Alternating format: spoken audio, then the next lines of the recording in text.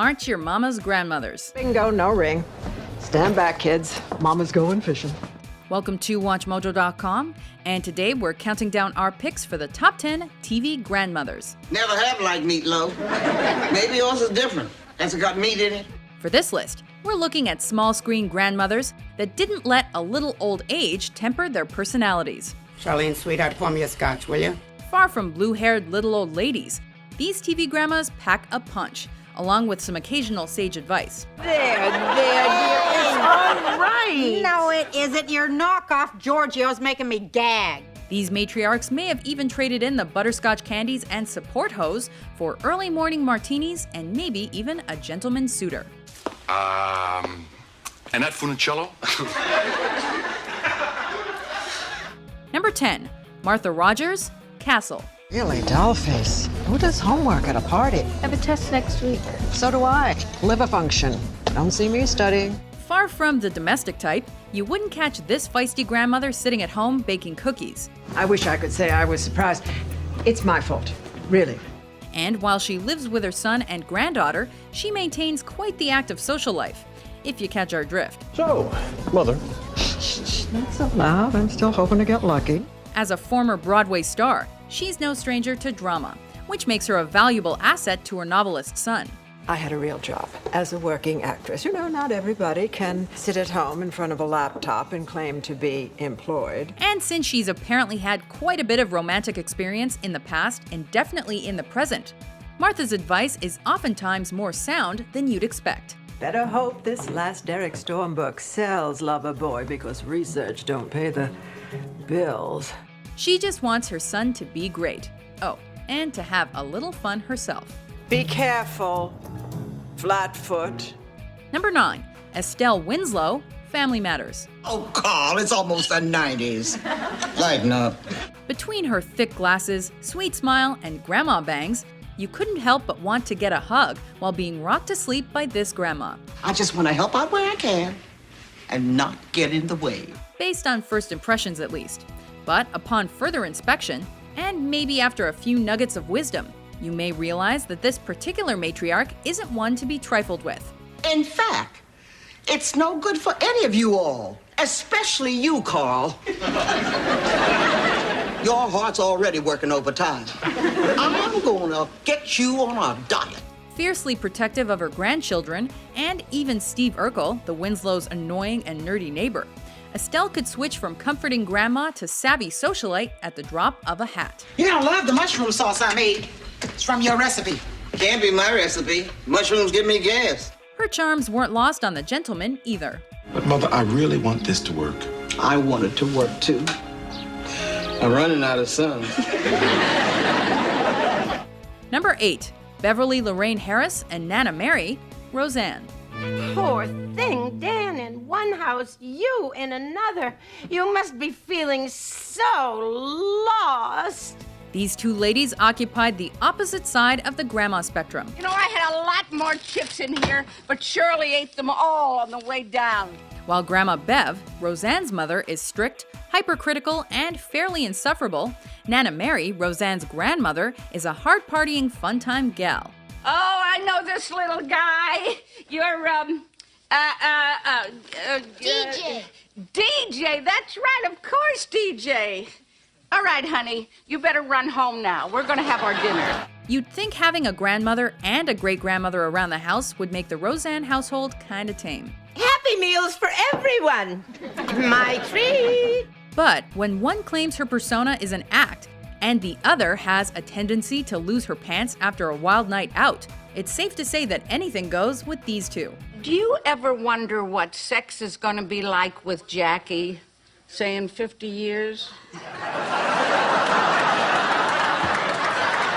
Number 7, Mona Robinson, Who's the Boss? Here you are, and right on time. What a reliable person. You can call this hot-blooded grandmother a number of things, but demure ain't one of them. My instincts tell me this is the man for my grandson. And it doesn't hurt that he's a hunk. Never one to shy away from being a little daring, Mrs. Robinson seemed to often have a singular focus, which was of the adult variety. While Mona lived with her family, she was never at a loss for extracurricular activities. Oh, yeah?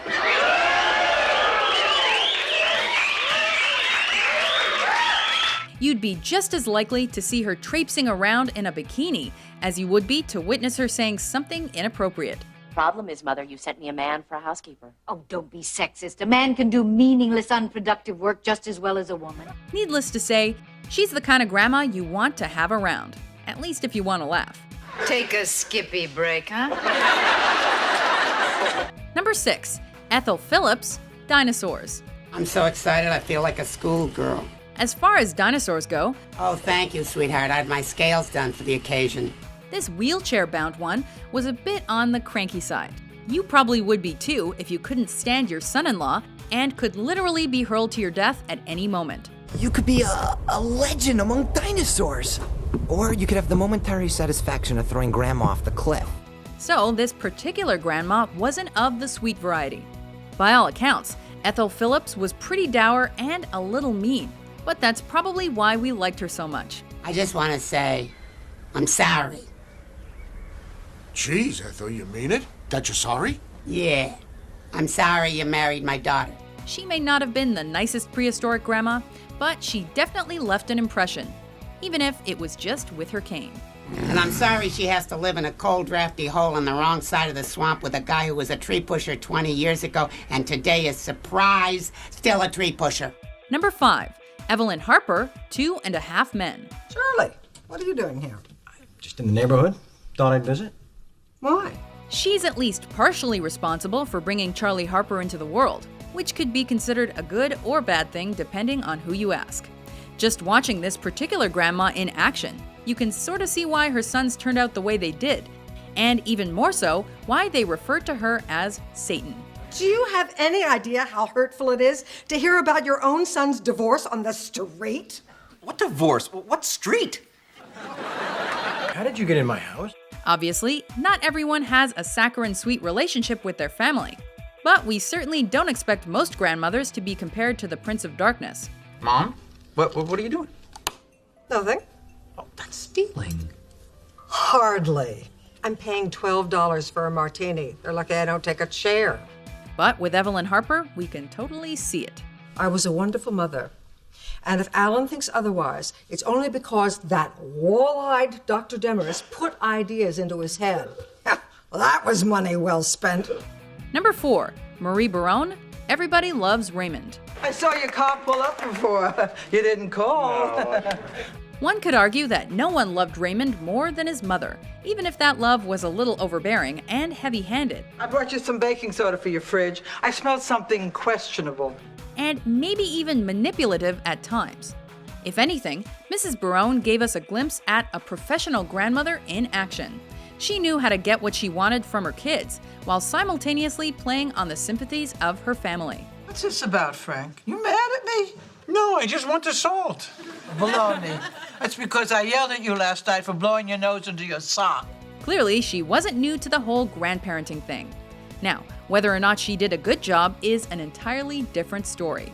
You rock, Mrs. B. Number 3, Thelma Mama Harper, Mama's Family.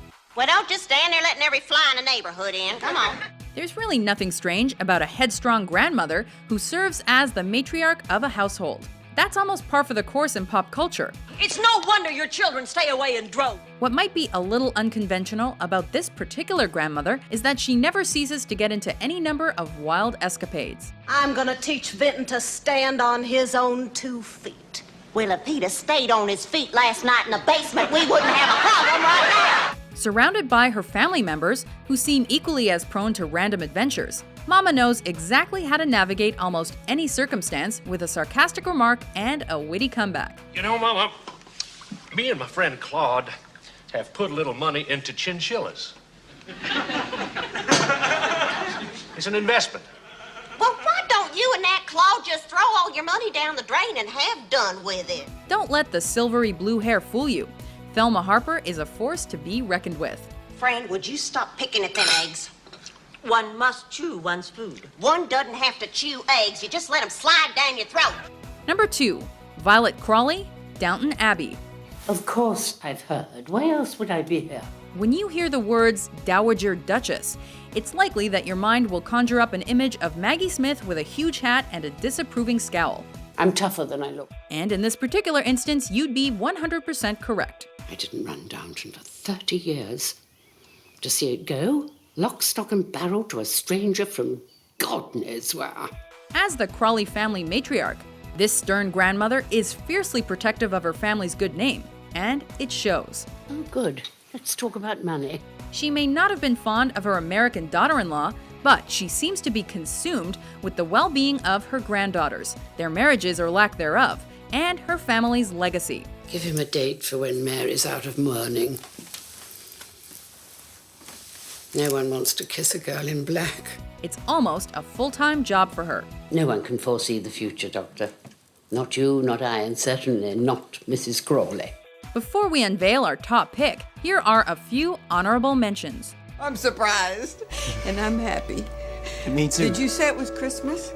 Yeah, it's Christmas. Merry Christmas. On one condition. So close. Since we are now financially involved in your life, I want to be actively involved in your life. What the f*** are you doing calling my home? Now listen, I am the only person in this family who doesn't curse. So just do me the favor.